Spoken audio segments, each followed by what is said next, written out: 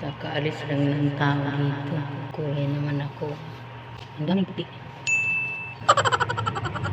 Bang! Oh no! Yung sabihin mga wanis dyan ay bawal daw magkulay, sabi ng mga wanis. Ganyan po kayo na ginawa yung literal yan. Huwag na kayo magsuot ng damit. Kasi yung damit na sinuot ninyo ay galing po sa mundo yan. Kapitwahe ako dati, lakas magmura. Membro sa ganyan. Ang haba ng buhok niya hanggang puwet, pero yung dila niya mahaba. Dahil sa haba ng dila niya, nagawin sila ng asawa niya. Yung iba dyan, hindi kumakain ng baboy. Direct to point na sinasabi nila na sa ikiyak na daw. Salamat sa Diyos at yan tayo ng unawa na hindi magiging ganun. Sa Diyos po ang kapurihan talaga.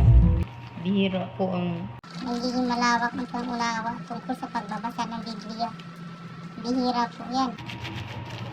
Thanks po sa support at sa nakikinood.